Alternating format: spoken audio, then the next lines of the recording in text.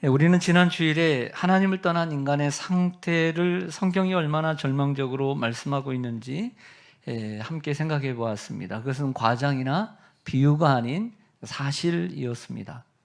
사도 바울은 인간을 떠나 타락한 인간의 상태를 먼저 죽었다라고 얘기합니다.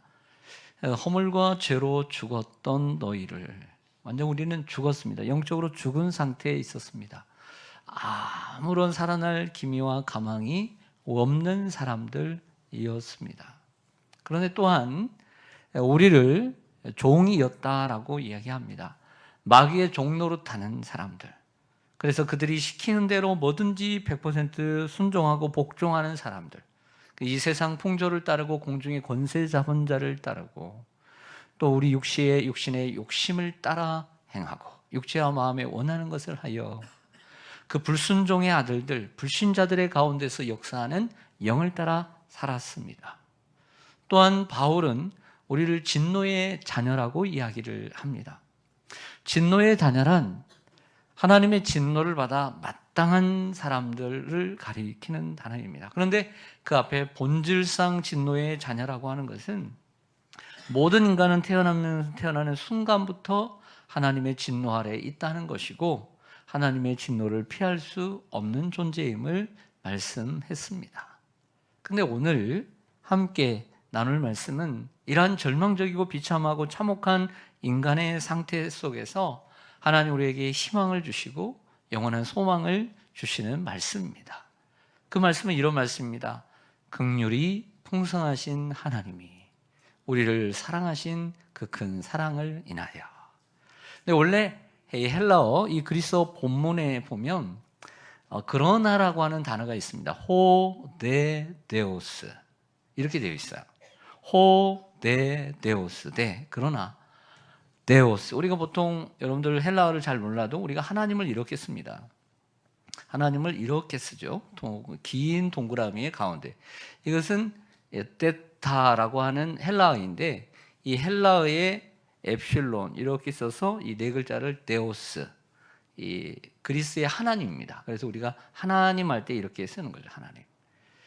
호데데오스, 그러나 하나님이. 그러나라고 하는 단어가 오늘 본문에는 빠져 있지만 이렇게 반가운 어떤 변화를 주는 이러한 단어가 원래는 있다는 것입니다. 이 그러나 하나님이라는 단어는 아마도 성경 전체에서 우리에게 너무나 가장 반가운 단어 가운데 하나일 것 같습니다. 하나님께서 우리를 영적으로 죽어있는 상태에 그대로 버려두지 않으시고 우리에게 다가오셔서 우리를 구원해 주셨습니다. 오늘은 그 하나님이 어떤 하나님이시고 우리를 위해서 그 하나님께서 무엇을 하셨는지를 함께 살펴보는 시간을 갖고자 합니다. 첫째로 우리 하나님은 긍휼이 풍성하신 하나님이라고 사도 바울은 소개합니다. 따라하겠습니다. 긍휼이 풍성하신 하나님. 하나님을 떠나 타락한 인간에게 찾아오신 하나님은 긍휼이 풍성하신 하나님이셨습니다. 우리가 에베소서 1장에서도 은혜가 풍성하신 하나님, 은혜에 풍성하신 하나님이 이렇게 나와 있는데 은혜에 풍성하신 하나님이 오늘 2장에서는 긍휼도 풍성하신 것을 알 수 있습니다. 긍휼이란 무엇일까요? 불행을 당한 사람에 대하여 느끼는 동정심이나 그들을 불쌍히 여기는 마음, 이렇게 할 수 있습니다. 동정심, 불쌍히 여기는 마음. 주님께서 히브리 4장에 보면 우리에게 있는 대제사장은 우리의 연약함을 동정하지 못하실 리가 아니요. 동정이라는 단어입니다. 사실 여러분, 우리 인간이 겉으로는 괜찮은 것처럼 보이지만 영적으로는 지난주에 말씀드린 것처럼 우리는 완전히 영적으로 죽은 존재입니다. 사단에게 항상 끌려다니는 존재였습니다. 그래서 진노 아래에 있었습니다. 그런 모습을 보시고 하나님께서 우리를 긍휼히 여겨주시는 마음, 그 긍휼히 불쌍히 여기는 그 마음이 바로 긍휼입니다. 그런데 그 하나님은 그 긍휼이 풍성하십니다. 긍휼이 풍성하시다. 할렐루야. 따라하겠습니다. 긍휼이 풍성하시다. 그렇죠. 우리가 말할 때 긍휼이 풍성하시다 이렇게 말하진 않아요. 긍휼이 풍성하시다 이렇게 얘기하는 게 더 의미적으로 다가오죠. 사도 바울은 에베소서에서 풍성이라는 단어를 6번이나 얘기를 합니다. 빌립보서에서 4번, 그리고 골로새서에서 3번, 로마서조차도 뭐 5번밖에 안 하는데 제일 많이 언급한 성경이 에베소서입니다. 에베소서 중요한 단어가 뭐냐면 이 풍성이라는 단어, 그리고 충만이라는 단어가 참 좋은 단어예요. 신방을 가서 예배를 드리고 난 후에 보면 이제 가정으로 가게 되면 이제 간식을 줍니다. 간식 아시죠? 간식을 딱 대하게 대할 때 젊은 세대와 어르신 세대의 간식이 달라요. 젊은 세대는 한마디로 심플해요. 딱 좋은 거 딱 하나만 딱 넣고, 그렇죠? 그런데 그것을 풍성하다라고 말하진 않아요. 그걸 풍성하다고 말하진 않죠. 네. 그런데 어르신들이 대접하는 걸 보면 풍성해요. 그걸 어떻게 알 수 있냐면 절반도 못 먹었는데 배가 터질 것 같아. 그런데 또 먹으라고 그래. 때로는 늘 풍성할 때는 잘 못 느끼지만 젊은 세대들을 신방을 하다 보면 어르신들의 세대가 그리워져요, 솔직히. 왜냐하면 정말 배 터지게 먹여주는, 차려주는 분들이 점점 사라지는 시대를 살다 보니까 제가 배가 고파서가 아니고 제가 많이 먹어서가 아니고 많이 먹지 않는데 그래도 그런 게 그리워지는 건 왜 그런지 모르겠습니다. 사실 젊은 세대들이 대접하면 이런 풍성함은 찾아보기 어렵습니다. 때론 배가 고프거든요. 근데 어르신들이 대접하면 풍성해요. 네. 이처럼 풍성이라는 단어를 설명하려고 그러는 거예요. 그러니까 긍휼이 풍성하다라고 하는 것은 이처럼 우리를 향한 하나님의 애정이 차고 넘치는 것, 전혀 부족함을 찾아볼 수 없는 걸 얘기해요. 우리 예수님께서 공생의 기간 동안에 하신 사역을 복음서라고 하는 4권의 책을 통해서 기록을 해줬죠. 마태, 마가, 누가, 요한. 근데 여기서 예수님께서 사람들을 보실 때 가장 마음에 드는 그 마음들, 일어났던 마음들, 그게 뭡니까? 긍휼입니다. 그래서 복음서를 읽다 보면 그들을 보시고 불쌍히 여기시니 이는 목자 없는 양과 같이 고생하며 기진함이라. 문둥병자를 만났습니다. 그들을 불쌍히 여기고 여러 환우들을 만날 때 불쌍히 여겼습니다. 여러분, 나면서 걷지 못하고 그리고 문둥병자들이 예수님께 나와서 뭐라고 했었습니까, 여러분? 뭐라고 했었습니까? 그렇죠. 나를 불쌍히 여겨주세요. 이렇게 외쳤습니다. 불쌍히 여김을 받는다는 것은 이런 것입니다. 불쌍히 여김을 받아야 돼요. 긍휼히 여기사, 민망히 여기사, 이런 표현이 나옵니다. 우리는 삶을 살아가면서 불쌍하다고 생각되는 사람들이 있습니다. 어떤 사람들이 집이 2채, 3채예요. 어떤 사람이 정말 자녀들에게 막 물려주고 뭐 부족한 게 없어 보여요. 근데 속을 다 헤집고 들어가 보면 너무 불쌍한 게 있어요. 있어요, 없어요? 있어요. 불쌍하게 보이는 거야. 저 사람이 겉으로는 많이 가지고 있고 괜찮은 것처럼 보이는데 많이 배워서 괜찮은 것 같은데 속을 들어가 보니까 너무 불쌍해. 근데 그 사람을 볼 때 그러면 어떻게 보여요? 긍휼의 마음으로 보게 되는 거죠. 그 다음부터는 측은하게 느껴지는 거예요. 측은하게. 그리고 용서를 할 수가 있고 너그러워지고 잘해주게 됩니다. 그래서 우리도 하나님께 이런 기도를 드려야 됩니다. 하나님, 나를 불쌍히 여겨주세요. 하나님, 우리 가정을 불쌍히 여겨주시고 내 사랑하는 자녀들을 불쌍히 여겨주세요. 이렇게 기도해야 돼요.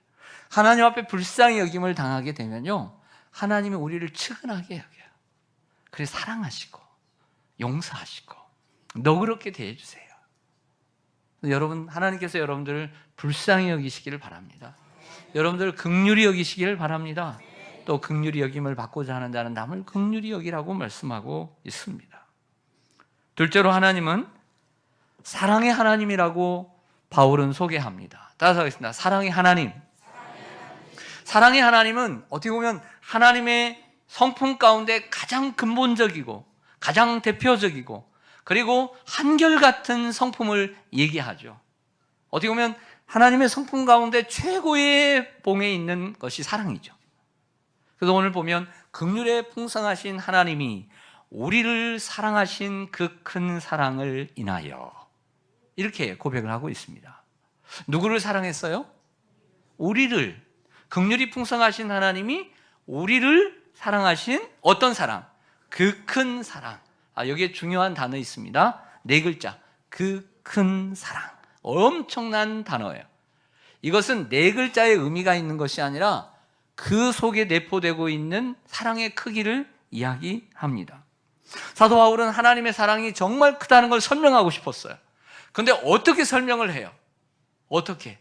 그래서 너무 하나님의 사랑이 큰데 그 사랑을 표현할 길이 없는 거예요. 그래서 그 큰 사랑을 인하여, 그 큰 사랑이라고 표현을 한 거죠.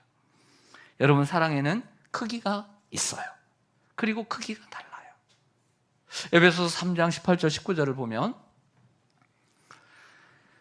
에베소서에서 이제 2번의 기도가 있습니다. 이미 우리는 1장에서 성도들을 위한 계시와 지혜와 계시의 정신을 너희에게 주사 하나님을 알게 하시고, 이렇게 시작되는 기도문이 하나 있고 3장의 기도문이 또 하나 나옵니다. 그 3장의 기도문 가운데 이런 대목이 있습니다.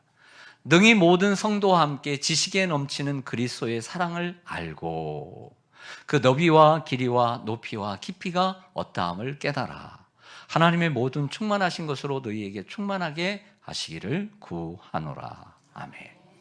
여기 기도의 제목도 그래요. 그리스도의 사랑을 알기를 원합니다. 그 사랑의 너비와 넓이, 그리고 높이와 그 깊이, 크기가 있다는 거예요. 사랑에는 뭐가 있다? 크기가 있어요. 사랑에는 크기가 있어. 네, 크기가 있어요. 여러분, 사람마다 사랑의 크기가 다 다릅니다. 여러분, 사랑이 많으세요? 많기를 바랍니다.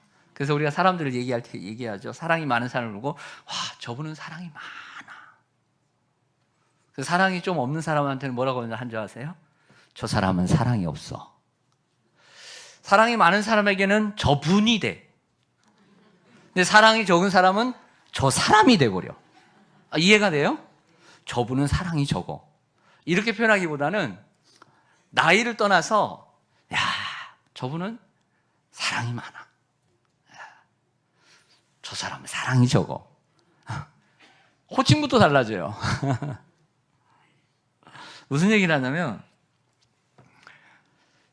사랑의 크기가 다 달라요. 사랑의 크기가. 손영원 목사님 같은 사랑의 크기를 가지고 있어야 자식들을 죽인 그 공산당원을 아들로 삼을 수 있는 거예요. 그 손영원 목사님의 사랑의 크기인 거예요. 그건. 여러분, 우리가 원수를 사랑할 수 있어요? 원수 사랑하겠어요? 내 자존심 조금만 짓밟은 사람도 미워하는데? 가만 안 두는데? 원수를 사랑하겠어요? 그래서 우리는 사랑의 크기가 다 달라요. 그래서 하나님이 사랑이 제일 크신 분이에요. 하나님이 사랑이시기 때문에 그분이 우리 원수인 우리를 사랑하신 거예요.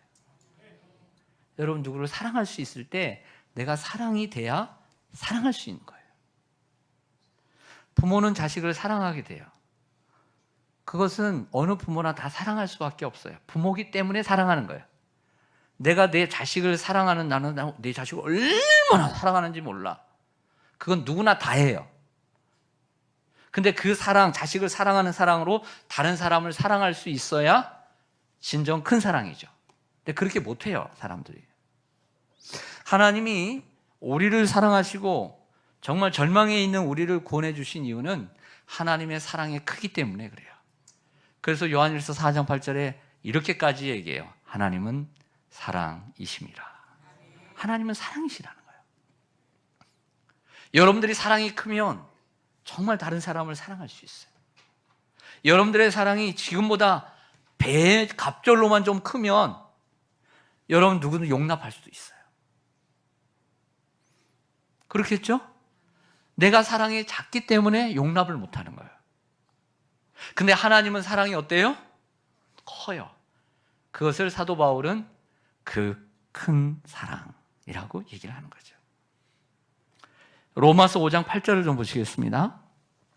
같이 한번 읽죠. 시작. 우리가 죄인 되었을 때에 그리스도께서 우리를 위하여 죽으심으로 하나님께서 우리에 대한 자기의 사랑을 확증하셨느니라. 아멘.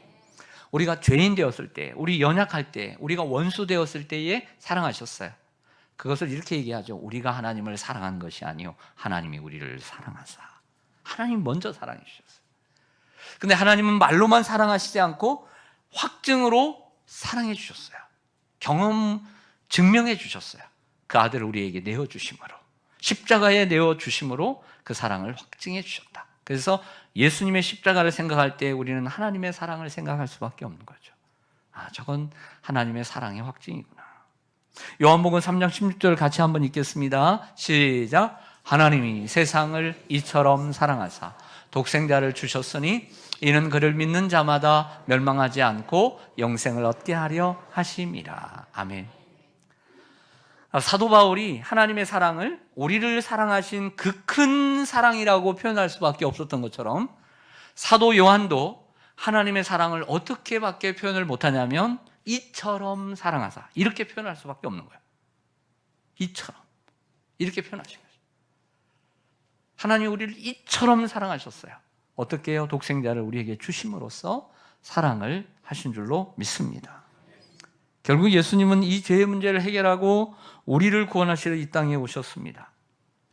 여러분들의 성경 오늘 본문 4절에서 6절을 같이 한번 읽어보겠습니다. 여러분들의 성경 4절에서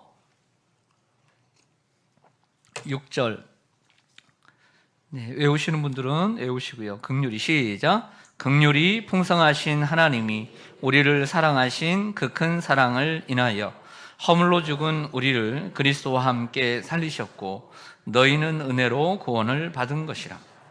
또 함께 일으키사 그리스도 예수 안에서 함께 하늘에 앉히시니. 아멘. 사도 바울은 4절 하반절에 그 큰 사랑을 인하여 라고 하면서 사랑의 결과를 이야기하고 있습니다. 여러분, 사랑의 결과는 결국 뭘까요? 하나님의 그 큰 사랑이 낳은 결과는 우리를 향한 구원입니다. 허물로 죽은 우리 그리스도와 함께 우리를 살리시고 너희는 은혜로 구원을 받은 것이라. 결국 하나님 우리를 사랑하셔서 우리를 구원해 주신 것이죠. 네, 사랑의 결과는 구원입니다. 사랑의 결과인 이 구원을 바울이 3단계로 설명을 하는 거 있습니다. 이렇게 얘기합니다. 또 함께 그리스도와 함께 살리시고 또 함께 일으키사 또 그리스도 예수 안에서 함께 하늘에 앉히시니. 이 함께라고 하는 단어를 3번 사용함으로써 구원의 단계를 설명을 해주고 있어요. 허물로 죽은 우리를 그리스도와 함께 살리셨다는 것은 우리가 영적으로 죽었던 우리를 구원해 주셨다, 살려주셨다. 구원이라는 것은 살렸다라는 것이잖아요. 그리고 우리를 살리기 위해서 예수님이 죽으셨습니다. 죽은 우리를 살리기 위해서 예수님이 대신 죽으시고 우리를 살리신 거죠. 그래서 함께 살렸다는 것은 예수님이 죽었다는 얘기예요. 그리고 하나님께서 우리를 일으키셨다는 것은 예수님의 부활을 의미하고, 그리고 하늘에 함께 앉혔다는 것은 하나님이 승천하셔서 하나님 보좌 우편에 우리를 함께 앉히셨다는 것입니다. 이게 이해가 됩니까? 2000년 전에 예수님은 사실은 혼자 십자가에 죽으셨어요. 그 혼자 부활하셨고 혼자 승천하셨고 혼자 하나님 우편에 앉아 계시죠. 그런데 우리가 그 예수 그리스도를 믿음으로써 함께가 되는 것이죠. 왜냐하면 예수님이 십자가에 죽으시고 부활하신 이유가 바로 우리의 죄를 대신 담당해서 죽으셨기 때문입니다. 대표로. 그래서 우리가 그 예수 그리스도를 믿을 때 그 믿음으로 예수 그리스도의 죽음이 저와 여러분의 죽음이 되는 것이고, 예수님의 부활이 우리의 부활이 되는 것이고, 예수님의 승천이 우리의 승천이 되고, 그리고 저 하나님 보좌 우편에 계신 그 자리가 우리의 자리가 되는 거예요. 할렐루야. 골로새서 3장 3절을 한번 여러분들에게 연결된 구절을 함께 나누기를 원합니다. 오늘 본문을 읽다 보면 이 말씀이 생각나게 되는 거죠. 이는 너희가 죽었고 그리스도와 함께 죽었고 너희 생명이 그리스도와 함께 하나님 안에 감추어져 있다라고 표현해요. 그리스도와 함께 하나님 안에 감추어져 있다. 이 말은 그리스도와 함께, 예수님이 저 하늘에 계시니까 우리도 저 하늘에 우리의 생명이, 성도의 생명이 있다라는 표현입니다. 그런데 이러한 표현보다도 골로새서 3장 3절에 있는 표현보다도 너희는 위의 것을 찾아라 땅의 것을 찾지 말라. 왜냐하면 너희는 그리스도와 함께 죽었고 너희의 생명이 저 하늘에 감추어져 있기 때문이다 라고 말하는 이 골로새서의 말씀보다도 더 강력한 말씀이 뭐냐면 오늘 에베소서 2장의 말씀이에요. 너희가 그리스도와 함께 죽었고 그와 함께 일으키심을 받고 함께 하늘에 앉혔다. 여러분 생각해 보세요. 우리의 생명이 그리스도와 함께 하늘에 감추어져 있다는 표현과 너희의 생명이 그리스도와 함께 하늘에 앉혔다. 너희가 앉혀있다. 어떤 게 더 강력해요? 그렇죠. 앉힌 게 더 강력한 거죠. 그래서 더 강력한 연계 구절이지만 더 강력하다라고 말씀을 드릴 수가 있습니다. 여러분들이 성경을 볼 때 이처럼 오늘 말씀을 보면 오늘 골로새서 3장 3절과 같은 말씀이 생각나라고 말씀을 드리는 거예요. 그리스도와 함께 하늘에 앉는다는 것은 만물을 통치하시는 그리스도와 함께 하나님 우편에 앉아 그리스도와 함께 만물을 통치하는 영광을 누린다는 뜻입니다. 요한계시록 3장 21절을 볼까요?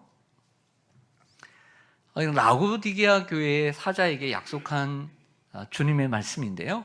이기는 그에게는 내가 내 보좌에 함께 앉게 하여 주기를 내가 이기고 아버지 보좌에 함께 앉은 것과 같이 하리라 약속해 주셨어요. 그런데 이때의 시제는 미래입니다. 미래에 이렇게 될 것이다. 그런데 오늘 본문의 에베소서의 본문은 이미 과거예요. 이미 하늘에 앉히시니 과거 동사를 사용하고 있는 거죠. 근데 우리가 여기서 오해하지 말아야 할 것은 이처럼 우리가 죽어서 다시 살고 예수님과 함께 하늘에 앉혀 있는 것은 우리의 영적으로 그렇다는 거예요. 영적으로. 우리의 몸이 가 있는 것이 아니라 영적으로 영적 생명이 가 있다는 것을 의미합니다. 완전한 구원은 아니에요. 우리가 죽어서 가거나 예수님이 재림하셔서 우리가 휴거가 되어서 저 하늘의 주님 앞에 가게 될 때 이 완전한 구원이 완성되어지고 성취되어지는 것을 우리가 교리적으로 알아야 합니다.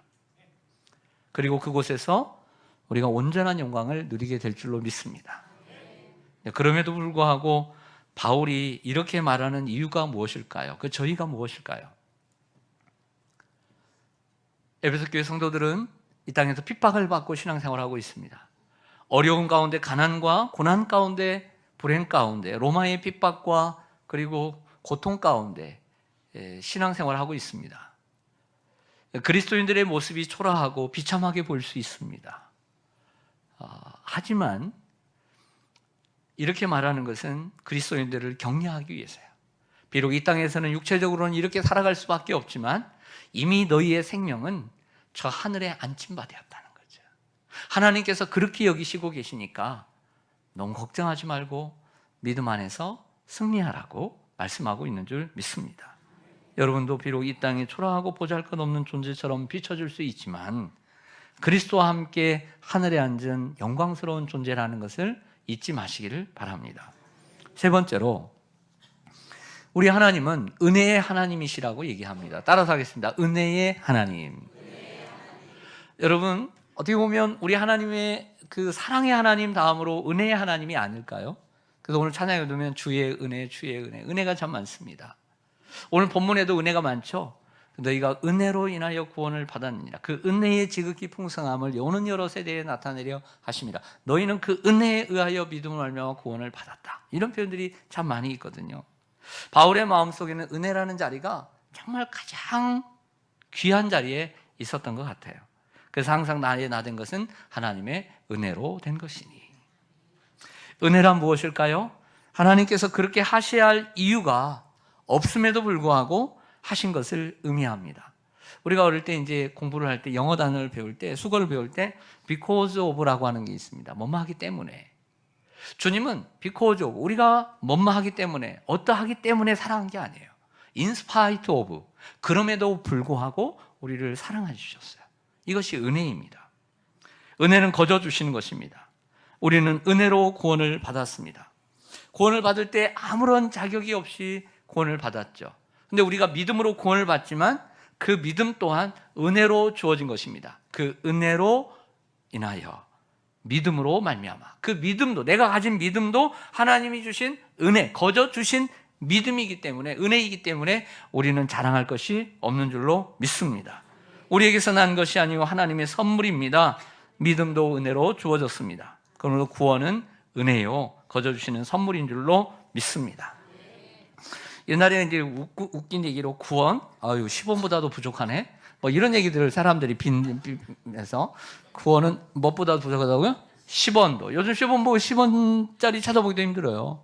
근데 그 구원 같은 거, 내가 10원으로 사겠다, 뭐 그렇게 장난치는 사람들이 있었는데, 무슨 얘기냐면, 우리가 조심해야 될 것은, 이렇게 은혜로 주어졌다고 하니까 공짜인 줄 알고 너무 가볍게 여기는 게 문제입니다. 여러분들 공짜 좋아하세요? 저는 공짜 좋아하는데. 여러분들 누가 밥 사주면 좋아요, 안 좋아요? 좋죠. 커피 사주면 좋아요, 안 좋아요? 좋죠. 그럼 이거 공짜 좋아하네. 왜 대답 안 해? 공짜 좋아해요, 안 좋아해요? 좋아하죠. 저도 공짜 좋아해요. 그런데 문제는 그 공짜를 너무 가볍게 여기는 데 있어요. 공짜를 너무 가볍게 여기는 데 있어요. 어제도 그런 일이 있었는데, 제가 이제 여도에는 좀 일찍 나왔어요. 8시 넘어서 나왔는데 11시 좀 되기 전에 로크를 해요. 그래서 누구세요? 라고 했더니 어떤 집사님이 양손에 커피를 한 7, 8개 들고 왔어요. 저기 내려가가지고 사주셨어요. 그래서 교육자들에게 저 하나 주고 이제 교육자들에게 나눠줬어요. 그리고 저는 하루 종일 맛있게 먹었습니다. 저는 공짜로 먹었어요. 그러나 그 집사님은 그 교육자들의 커피를 사기 위해 적지 않은 돈을 사용했을 거예요. 저는 이제 일부는 이제 신방이 있어가지고 신방을 갔는데, 나머지 교육자들에게 맛있는 보쌈을 사줬다더라고요. 식사까지 대접을 해줬어요. 그것 또한 교육자들 입장에서는 공짜입니다. 하지만 그분의 섬김을 가볍게 생각해서는 안 된다는 거죠. 어제 오후 늦게 연로하신 권사님이 저 방을 두드렸습니다. 이 비도 오는데 웬일이세요? 그러니까 피로회복제를 한 박스 사가지고 주셨어요. 구역 식사인데 내가 도울 길은 없고 구역원들 먹으라고 냉장고에 피로회복제 넣고 교육자들 좀 드시라고 가져오셨다는 거예요. 이 또한 가볍게 여길 일이 아니죠. 그 연로하신 분이 우산을 쓰고 시간을 내야 합니다. 이 무거운 발걸음을 옮겨야 합니다. 돈을 써야 합니다. 그러나 그보다 더 중요한 것은 그 마음씀과 사랑이죠. 우리는 누군가 우리에게 베푸는 선의와 선물을 가볍게 여겨서는 안 됩니다. 하물며 하나님께서 우리에게 베푸신 선의와 선물을 가볍게 여겨서는 안 돼요. 그 구원의 선물을. 우리 남이 뭐 하나 사주는 것도, 뭘 베푸는 것도 소중하게 생각하죠. 그런데 하나님께서 우리에게 주신 사랑, 그 은혜는 하나밖에 없는 아들 예수님, 그 아들 예수님을 십자가의 희생을 통해서 우리에게 주신 선물이에요. 할렐루야. 그러므로 디트리 보네퍼의 얘기처럼, 목사님의 얘기처럼 은혜는 값싸게 취급해서는 안 돼요. 구원은 값싼 은혜가 아니에요. 아주 구원은 값비싼 은혜인 줄로 믿습니다. 네 번째로 우리 하나님은 자비의 하나님이십니다. 우리 7절 한번 같이 읽을까요? 7절 시작. 이는 그리스도 예수 안에서 우리에게 자비하심으로써 그 은혜의 지극히 풍성함을 오는 여러 세대에 나타내려 하심이라. 아멘. 하나님께서 누구에게 자비를 베푸셨습니까? 우리에게. 이는 그리스도 예수 안에서 우리에게 자비하심으로써 우리에게 자비를 베푸셨어요. 그 자비는 당연히 그리스도를 통해서 나타났습니다. 출애굽기 33장 6절을 화면을 통해서 보여드리겠습니다. 자, 이 말씀은 성경에 나타난 하나님의 자기 계시 가운데 첫 번째 나오는 말씀입니다. 당신은 누구십니까? 여호와께서 말씀하십니다. 그의 앞으로 지나시며 이르시되, 선포합니다. 여호와라, 여호와라, 여호와 나는 스스로 있는 자다. 자비롭고 은혜롭고 노하기를 더디하고 인자와 진실이 많은 하나님이라. 자신을 소개하는 5가지 이유 가운데 가장 첫 번째 있는 단어가 뭐예요? 자비롭고 은혜롭고 노하기를 더디하고 자비입니다. 이처럼 자비는 너무나 중요한 것이죠. 사랑이 커서 너그럽게 대해주는 것입니다. 말씀을 정리하겠습니다. 우리는 죽은 존재이고, 그리고 마귀의 종이었고, 그리고 태어나면서부터 우리는 진노 아래 하나님의 심판을 마땅히 받아야 할 존재였습니다. 그러나 긍휼이 풍성하신 하나님이 우리를 찾아오시고 그 우리를 사랑하신 그 큰 사랑을 인하여 우리를 구원해 주신 줄로 믿습니다. 그런데 그 구원받은 은혜를 이렇게 얘기합니다. 그 은혜의 지극히 풍성함을 오는 여러 세대에 나타내려 합니다. 하나님께서 우리를 구원하신 의도를, 그래서 1절에서 10절을 외우다 보면 하나님의 의지가 담겨있는 사역동사들이 있어요. 못마하게 하심이라, 못마하게 하심이라. 10절에서도 그런 말씀을 끝을 그렇게 맺고 있어요. 그건 다음 주에 말씀드리겠습니다. 그렇습니다. 구원받은 성도는 하나님의 은혜를 날마다 찬송하고 증거해야 될 줄로 믿습니다. 오는 여러 세대의 그 은혜의 지극히 풍성함을 보여줘야 될 줄로 믿습니다. 우리가 하나님을 찬양하고 우리가 예배하는 것이 오는 세대에 그 주님의 은혜의 지극히 풍성함을 나타내는 것입니다. 보여주는 것입니다. 먼저는 우리가 이처럼 성도들이 모이는 이 예배의 장소에서, 교회에서 우리가 하나님의 은혜의 지극히 풍성함을 고백하고 노래해야 합니다. 강단에서는 하나님의 은혜를 선포하고 그 은혜를 받은 성도들이 그 은혜의 지극히 풍성함을 함께 맞장구 치며 하나님을 찬송해야 합니다. 즐거워해야 합니다. 이것이 다음 오는 세대에 전하는 것입니다. 할렐루야. 우리가 교회 안에서 열심히 예배하고 열심히 주님을 찬양하고 그 은혜의 지극히 풍성함을 나타낼 때 오는 다음 세대들이 배우게 되어 있는 거예요. 이것이 우리가 하나님을 잘 섬기는 것이 전도하는 거예요. 우리가 예수님을 잘 믿는 것, 하나님을 예배하는 것, 열심히 주님을 잘 섬기는 것, 바르게 섬기는 것, 복음을 알고 바르게 섬기는 것이 주님을 증거하는 거예요. 그리고 나가서도 우리가 그 하나님의 은혜를 때를 따라, 때를 얻든지 못 얻든지 듣든지 안 듣든지 그 하나님의 은혜, 나에게 베푸신 그 은혜를 증거함으로써 많은 사람들이 그 은혜를 깨닫게 되기를 간절히 소망합니다. 긍휼이 풍성하신 하나님의 그 큰 사랑을 잊지 않고 구원의 감격 속에 살아가는 여러분들 되기를 간절히 소망합니다. 아멘. 기도하겠습니다.